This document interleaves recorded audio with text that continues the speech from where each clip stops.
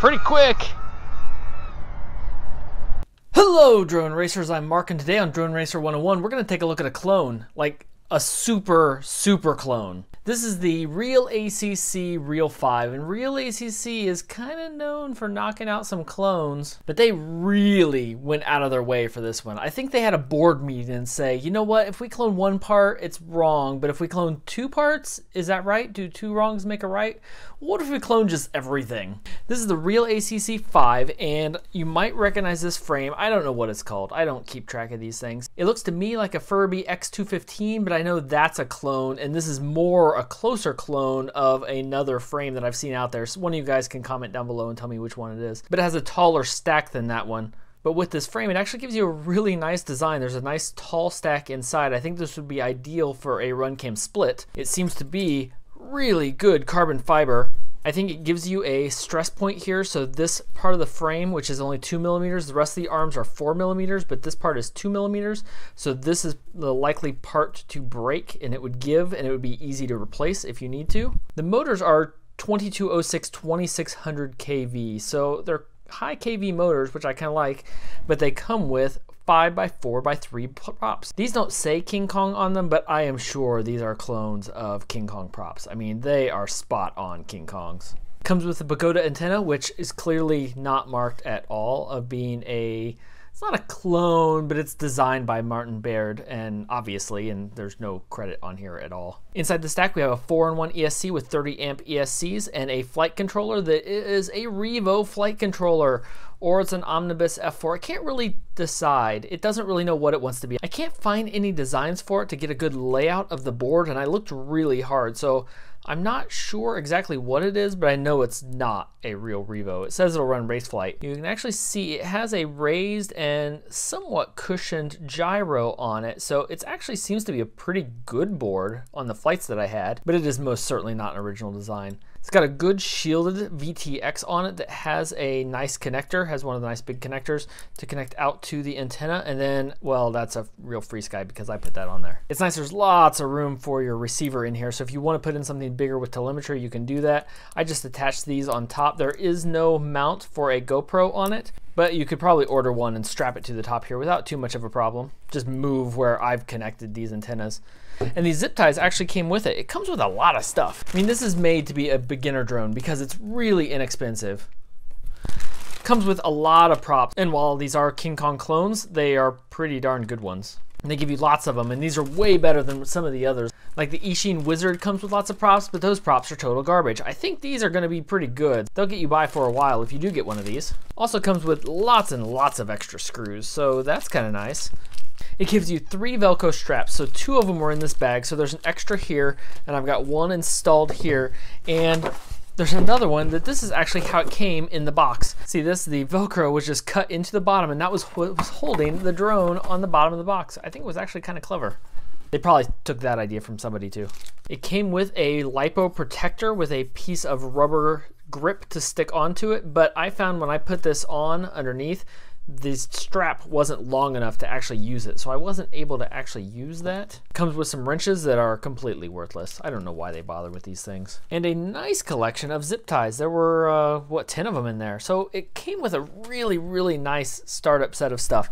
The cable that I've got here to connect to my XM Plus receiver, this cable was already here, plugged in, already terminated, so it made it really fast to get set up and going. I just plugged it into my XM Plus right there, and I had to do very little setup. So speaking of setup, the Betaflight setup was not good. It was not very well set up, hardly at all. About the only thing that was set up was S-Bus and the port. So at least I didn't have to figure out that, but it does have lots of UARTs available. But I'm not gonna go through the full Betaflight setup in this video. I'm gonna save that for a later video, and I'll show you why in a minute. So we're gonna cut to the flight footage, and let's see if you spot the problem with it before I did. All right, maiden flight on a 4S. Weird. Oh, there's no beeper. I'll have to turn that on. We'll see how this looks right out of the box. There's horizon mode. That's not too shabby for a very budget quad. Let's try again. That's not bad. It's not great, but it's not bad. So there's horizon mode. Very acceptable for the rate that I've got it on. That's not bad. Sounds pretty smooth. Try rate mode. That looks like it's right. That's all good. All right. It looks just like a heck of a deal. Let's take a look.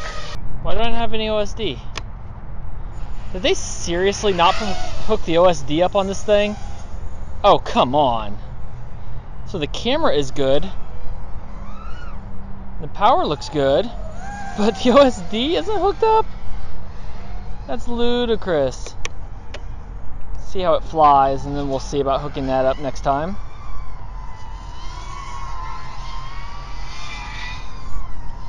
Control is really nice.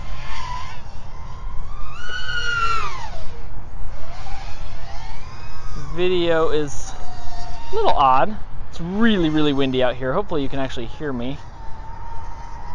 There are golfers out today since it's nice, so I don't have a full run of the golf course anymore. But oh man, I really like the control out of this thing.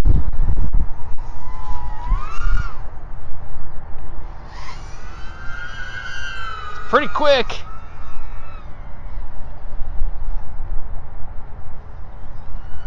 Yeah, it's real quick. That's a good camera angle on it, I think.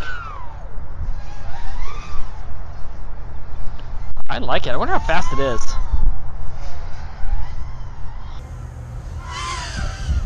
All right.